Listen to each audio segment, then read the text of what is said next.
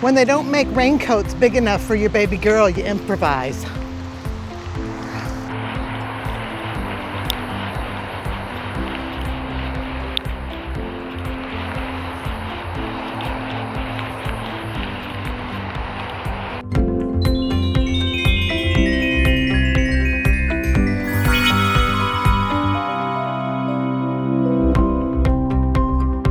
Hey there, I hope you're having a great day. So I have mentioned in several other videos that I used to own a daycare center. And I wanted to talk a little bit about how that came about, because when I was in high school, I had no intention of getting married, no intentions of having children. I only babysat just a very little bit, and it was not a good experience. So yeah, dealing with a bunch of kids all day was not my plan. Well, so I got married, and my best friend had got married about the same time, and they had a baby. And then all of a sudden I had baby fever. I wanted a baby.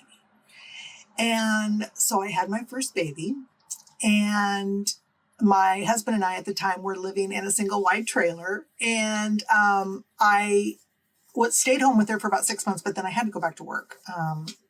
Just his income was not enough. And so I went back to work for a little while, and I had her being babysat by my cousin for a while. And then I ended up putting her in a daycare center for a couple of, this whole time I was back to work was only 6 months time. So she was with my cousin for a few months, and then took her to my aunt's daycare center and was leaving her there because it was really close to work. So I could come on my lunch hour and visit her. And that was just really disruptive to the whole daycare center, which I didn't understand at the time, but I just wanted to be with her. I couldn't stand to leave her. And then, so finally, my entrepreneurial spirit jumped in, and I did the math. And if I could babysit just one child, by the time I, took my paycheck from my job and then deducted daycare and blah, blah, blah, just babysitting one child would bring in about the same amount of money. And so I was like, well, perfect. So I put an ad in the paper. Or no, I didn't even put an ad in the paper. This is back in the day, right, when we had papers. I started looking in the paper for someone looking for a babysitter. And there was this family that lived about 30 minutes from me. And they had a little boy the exact same age as my daughter. And they were looking for someone to come to their house and watch their son. And, do a little light housekeeping and stuff. So I went and interviewed. And of course, they hired me immediately.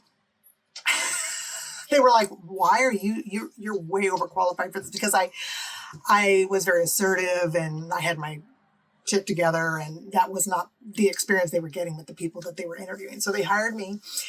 And so I started doing that. And I went there every day, and I immediately was starting to get bored with just watching the children. And so I started developing a curriculum so that we could have some preschool time and some craft time and this, that, and the other thing. Well, I did that for about 8 months. And then I was like, wait a minute. If I could watch a couple more children, then I could really bring in some income for my family.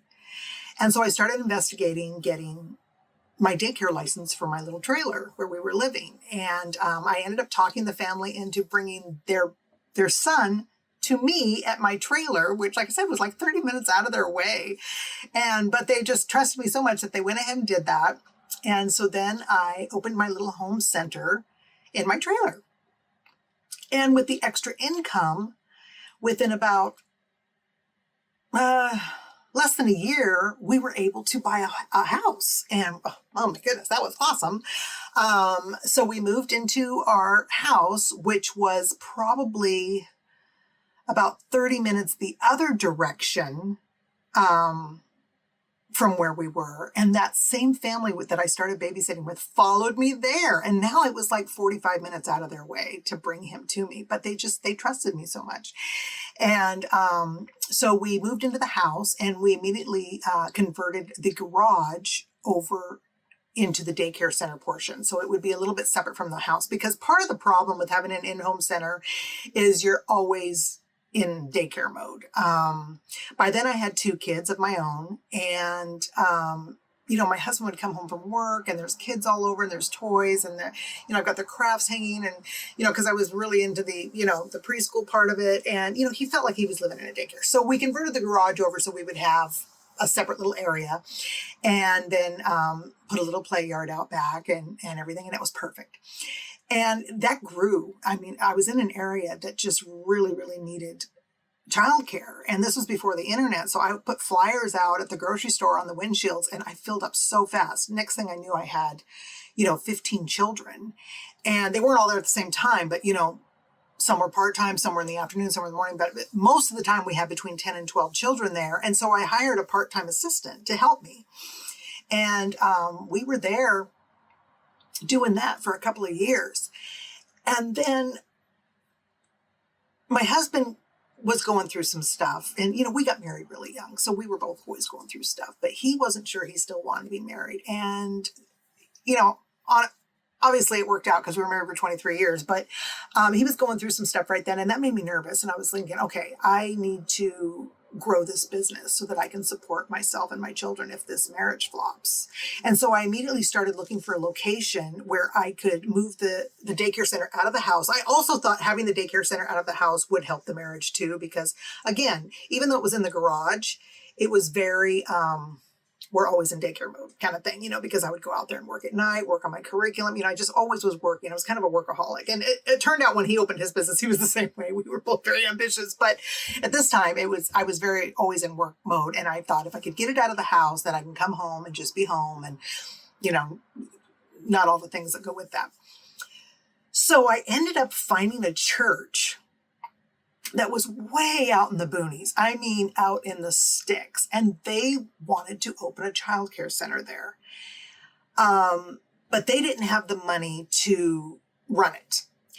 And so I talked with the pastor and I said, well, I really don't have the money to pay much rent because, I'm out here. This is going to be out in the middle of nowhere. I'll probably lose a lot of my children, and this center would have held about 30 kids, I think. But it was going to take a while to build that, if at all, because like I said, it was out in the middle of nowhere. It was out a country road and it was just this little church, but they had a playground, they had the classroom, everything was set up already. It was really easy to get it licensed. So I made a deal with him that I would tithe my rent. 10% of my gross receipts would go back to the church. And he thought that was great because now they would have what they wanted to offer the community. They would get a little extra money out of it. And I would have a place for my center. So I packed up and we moved out there to that little area. Now, at this time, the family that had followed me everywhere, they're like, yeah, no, that's like an hour out of our way. And they ended up moving anyway. And so I lost that little guy. But a lot of the children followed me. And I lost a few, but a lot of them followed me. And we ended up, gaining a few. And I was out there for about, I want to say 6 to 8 months, maybe. But it just wasn't growing the way I wanted it to. And it was quite a commute for me. It was about 45 minutes from my house to get there every morning, and you have to open at 6. And I had 2 kids. And I wasn't really making what I had been making even in my house, and I thought this really isn't worth it. So I started looking for another building. And I found this little building right on the main drag in town, lots of drive-by traffic, nice signage out there that I could use. And this building was old. It was made of like concrete blocks. It was really an old building. It had a kind of a weird setup, but I am a visionary and I saw how I could make this work. And so I talked to the landlord and I rented that building. And this building held 30 children. So we had 2 classrooms. We had one for, the 1 to 2.5-year-olds, and then the other one was for 3 and up. And we didn't really take school-age children unless they had been with us already. So most of them were preschool. And our reputation was just stellar.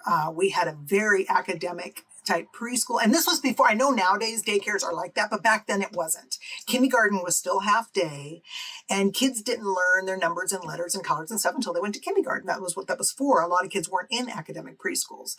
Well, because of my ambition and loving teaching and loving developing curriculum, our 4 and 5-year-olds were reading, 3 and 4 letter words. By the time they went to kindergarten, they knew all their numbers. They could write their name. They knew their address, And I remember one of the teachers calling and saying, can you just slow down a little bit on what you're doing at your daycare? Because these kids are coming in and they're bored. Now, of course, that would be desired, but back then it wasn't a thing. And the teachers were like, you're ruining what we're teaching. They already know it all when they come in. And so there's no fun in it for them. But we were there for 3 or 4 years and just had a waiting list, just growing. And then I felt like we could go bigger, because I felt bad that we always had a waiting list. A lot of people couldn't get in, and we just had a stellar reputation with the state and the health department, and in the area. And so, plus the parking was a little rough. You had to come in right off the main drag. There was only a few parking spots. It was kind of hard to back out and stuff. So I started looking again, and I found another building that was only about 15-20 minutes away from this one, in the same town, just kind of on the other side of town. And I was able to talk the landlord into building it out for me the way I wanted it. Where the first one, we didn't really make any changes other than paint and flooring and stuff because I had no money, and the way the building was built, there was really no changing anything. So this one I was really able to customize, and it would hold 65 children. And we had 4 classrooms. We had never taken infants before, and I had a couple of moms that were begging because they were pregnant or having babies. So this one had an infant room where we could take 4 of the infants. We had the 1 and 2-year-old toddler room. We had the 2.5 and 3-year-old room, and then we had the 4 and up. So it would be the 4 and 5-year-olds for pre-K, and then they would those after school kids, because now I've had these kids for years and they're coming after school. So I had to take them. I couldn't shut them away, so they would come in after school and during the summers and stuff. And I had 13 employees. It had a full kitchen. So, our other one had a kitchen too, but it was really tight. And this one had a nice big kitchen with commercial ovens, and we were able to just make better meals and do the whole thing. It had a huge play yard with lots of concrete for riding the bikes and the trikes, and then an area for climbing and swinging and all that kind of stuff. It was just the perfect setup. I absolutely loved it. And I was there for about 3 or 4 years. My total daycare career was about 12 years altogether. Well, eventually my children didn't need to be in childcare anymore. They were in school full time. They didn't need to be there. And my husband and I at that time had decided to move to Seattle, which was about an hour and 20 minutes away from where we currently lived and where my daycare was at. And so I had to make a decision. Am I going to continue to keep the daycare open and commute? Because he had been commuting. And so now it was our turn to move closer to his business. And we had made some other decisions that I'll tell in other stories. But did I keep the daycare going, or did I just let it go? And I have to tell you that the daycare at this point, although it had 65 children and 13 employees, I didn't draw a huge salary. I made, and this was in 1997 when I finally closed down, I was making between $1,000 and $2,000 a month before taxes for myself. But unfortunately, I had such a huge heart for the kids. I loved the kids. And we were kind of in a low income area. And so I had a lot of DSHS paid children that came from lower income families. And so a lot of the money I would have pocketed as the owner went back in to make sure the kids had shoes, they had coats, they had a gift at Christmas, all these kind of things I was always putting back in to the children. And so my husband was like, it's, when we were talking about whether I should keep it, blah, blah, blah. He said, it's really not a profitable business for you. It's more like a charity. And he says, if you want to keep doing it, that's fine. But that's a lot of commuting for no income. And he kind of wanted me to join forces with him at that time. I was great at marketing. The internet was just kind of getting off the ground, and the computers, and, because I ran my business all these years with no computers or anything. I was just kind of learning all that. And he says, why don't you join forces with me and come in and be my marketing person and that kind of stuff. So I ended up letting it go. But it was a great adventure. I still have so many stories of the kids that just make me laugh. And we didn't have any major catastrophes over the years. Now I will go through a few of those just for fun.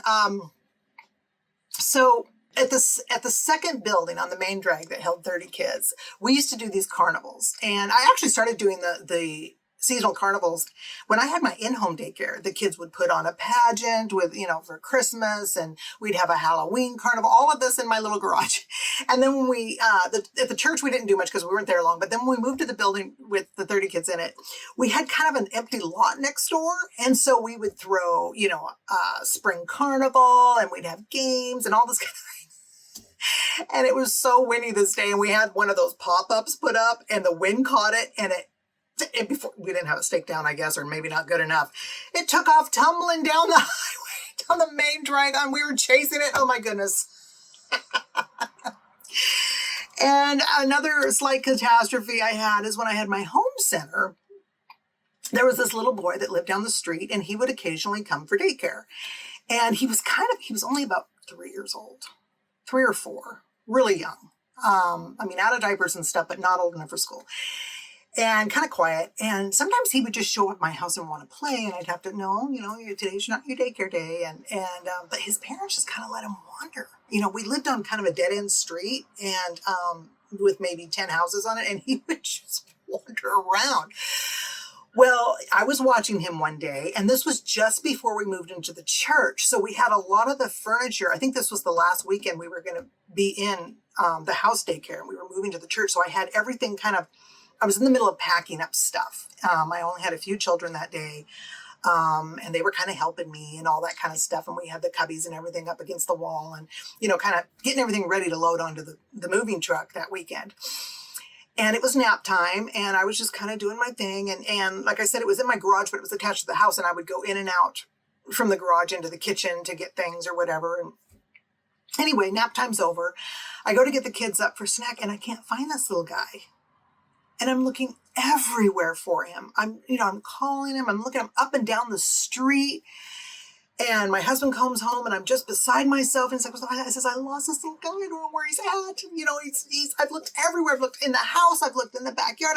I've gone up and down the street to his house. His parents aren't home. I don't know where he's at. I'm just so nervous. And so I finally had to call the parents. And I called them, and I told them, I've misplaced your son. I don't know what to do. Should we call the police? And the mom's like, oh, he does that. Don't worry about it. I'm thinking, he's 4 years old. I'm just beside myself.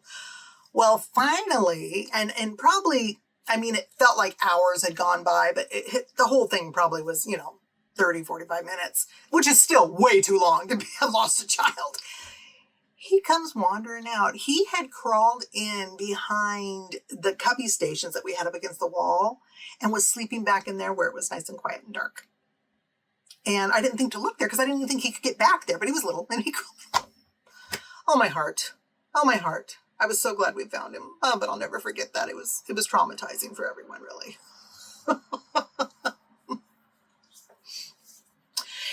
And then, of course, a funny story is we had, I think all the years I had daycare, I think we had 2 lice breakouts, and it just happens, and nowadays I notice it surprises me. The schools don't even really tell you, you just got to kind of figure it out and deal with it. And they don't make the kids stay home. Back then it was considered a communicable disease. And if you found lice in your daycare center, any child with lice on their head had to go home, and we had to strip the whole place and sanitize and wash everything. And, in fact, when we had cubbies, coats couldn't touch.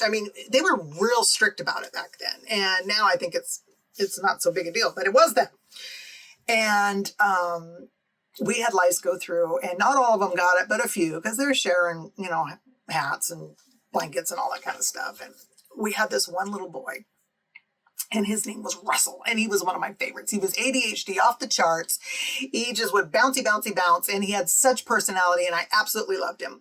And he, after the lice outbreak, we sent him all home. He was one that had it. And he comes back, and I'm checking because we got to check before we can let him back in the daycare the next day. He's still got it. Sorry, buddy. Got to go home. You still got some bugs, and okay. So he goes, and finally, this happens 3 days in a row.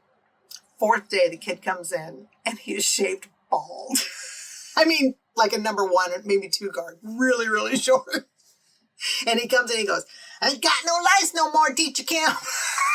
And I'm like, well, you sure don't, buddy. Come on in. And his dad was hilarious. He's like, I can't miss any more work. I didn't want to do it, but we just couldn't get rid of it. And so he was so funny. That little guy. There's something about little boys and pooping. I don't know what it is, but I had several over the years that would have to get undressed to do the deed. And our bathroom was right there, and it opened out into the daycare play area, the door. And he would go in there and he would get buck naked, do his thing, and then come out buck naked, running around the daycare. And I'd get in there, get dressed. Oh my goodness, he was so funny. I will never forget that little guy. And now he's probably like 35. But he was one of my favorites. And we used to take the kids, especially during the summer. We would take them on a lot of field trips. We had 2 big 15-passenger vans. We'd load up usually the older kids, like 4 and up. And we'd take them on field trips. And this one time we went to Point Defiance Zoo, and they had the statue. The statue is still there, but now it's surrounded by a soft bounce pad in case anyone falls off of it. It's soft. Back in the day, before safety, it was concrete, and it was the kind with the little rocks in it, and the non-grip stuff. And the kids were climbing on it, and we had 20 kids with us, 10 in each van, I think. And I think there's just the 2 adults, because you're allowed 10 kids per adult. And we were short staffed that day, because usually I would get parents to come with us and kind of be homeroom, helpers. And for some reason, it was just the 2 of us that day that had taken these kids. Well, we had done the zoo a lot, so we had it down to a routine. The kids were very obedient, and so we didn't have a problem with going. Well, anyway, they're climbing on this thing, and my daughter, who was 4 at the time, my youngest, I have a hair. Solve that problem.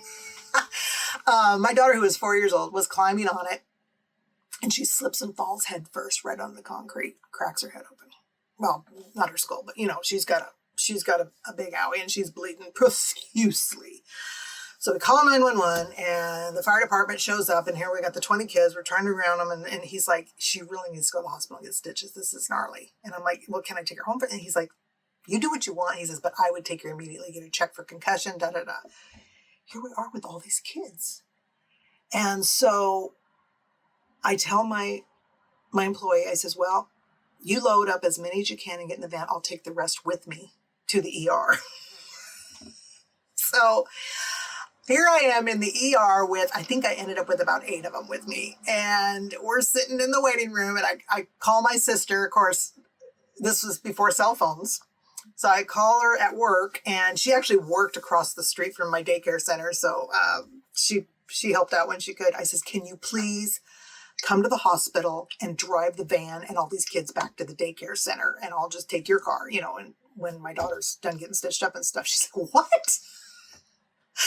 So she came, we loaded up all the kids, she took them back to the daycare, and then eventually, we got her stitched up and got her home, and crisis avoided. But yeah, that was stressful. Not yes, that she cracked her head and, we had to have stitches. That was very stressful as me as a mother and as the daycare worker, but having all those kids in the ER with me, they had a story to tell that day.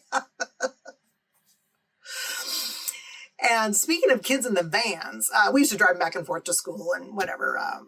The vans were always going, but we had gone on a field trip, and we came back, and one of the little gals had fallen asleep in the van, and it wasn't a particularly hot day or anything. And so my employee who was driving that van, she just left all the windows open. I think she left the side door open and let her sleep, because it would only be another hour or so till her mom would get there, and she was just tuckered out. I think she wasn't feeling good. And but she didn't tell me.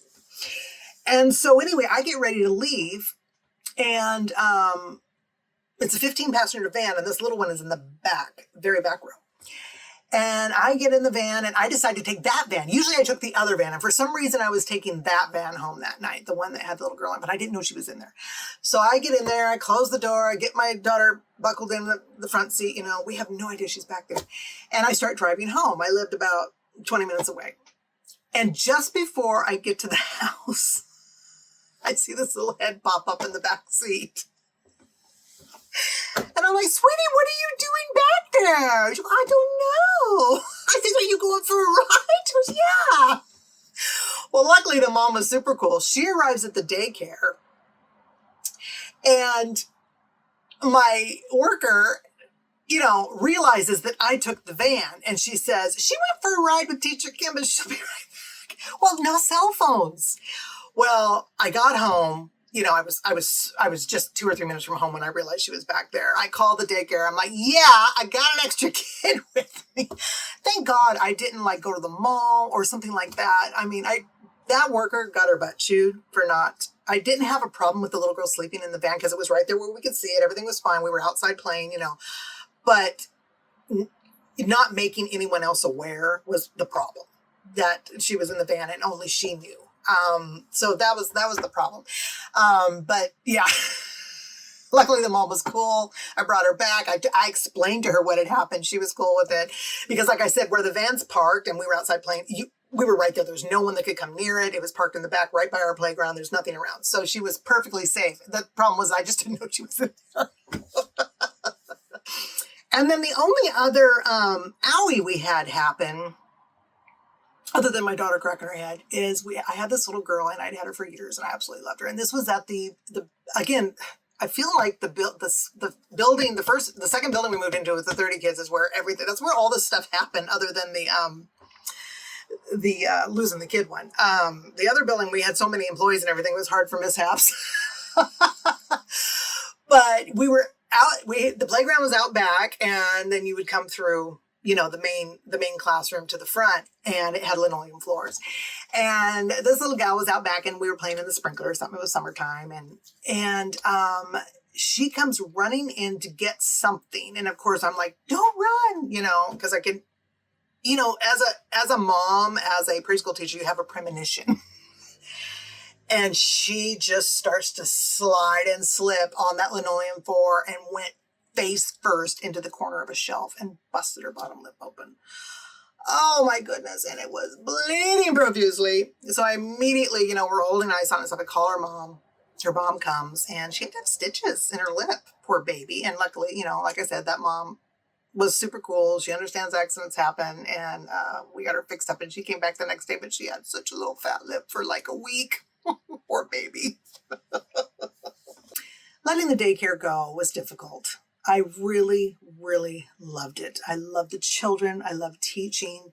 I will say, though, that towards the end, when I had 65 kids, 13 employees, a cook in the kitchen, and, all the things, I really started to no longer be able to do the part I loved the most. And the part I loved the most was being with the kids and teaching them and watching them grow and developing relationships with them and their parents. And I had become more of an administrator. When you got that many kids and that many employees and that many parents, there's a lot of stuff that needs to be dealt with. And because I was the owner, I had to do that. So I found myself in the office most of the time and very little in the classroom.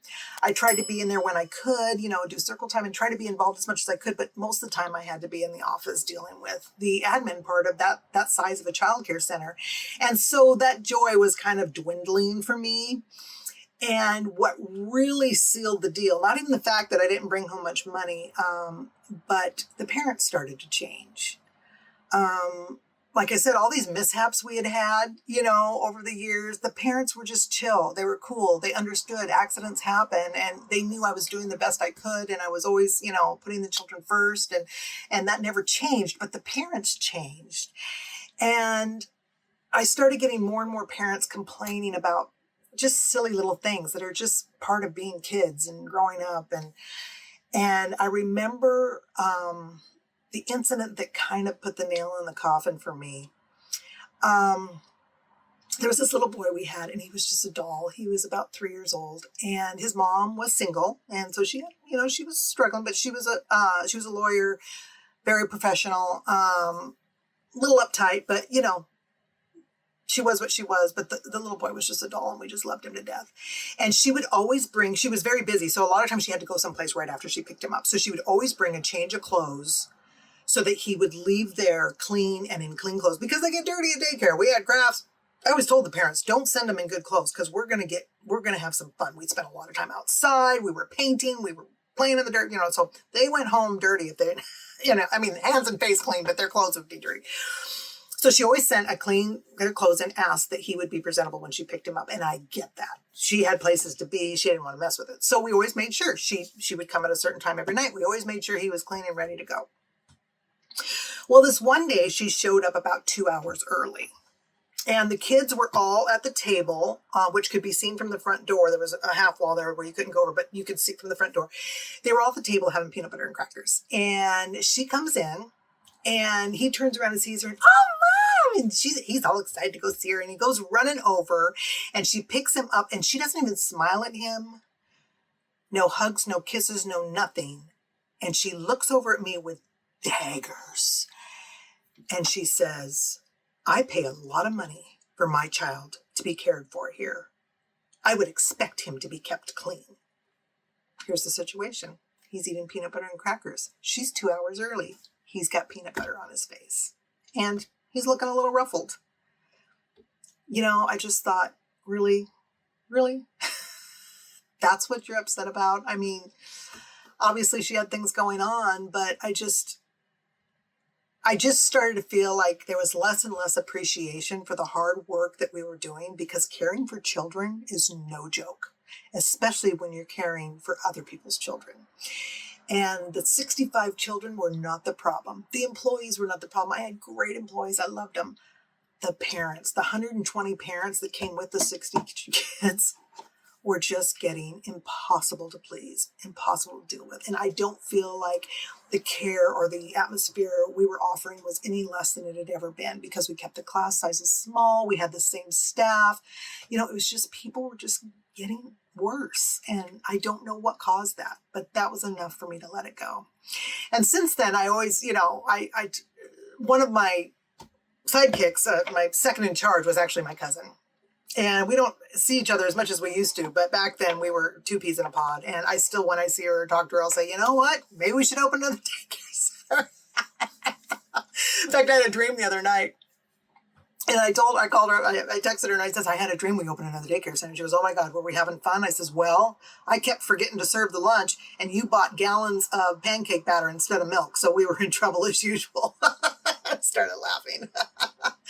But, you know, like I said, it was a charity and we would go every September. So my years still, I think it's all those years of being in the teaching and school situation, but my year still goes from September to August. And every September, you know, getting ready for the new school year, we would go to Toys R Us and we would get new toys for the center and new things and, you know, the new curriculum. And, you know, it's just, I don't know. I just miss it so much. And I actually thought about opening a home center when I started having grandkids. And then I realized no, because I'm not going to charge for the grandkids. So then I'm just going to be poor. And I didn't want that either. So, but anyway, that's the story of my daycare days. If any of you have ever had an in-home daycare center and you've got some fun stories to share, I'm sure we'd love to hear it. So leave the comment down below. Have a great one.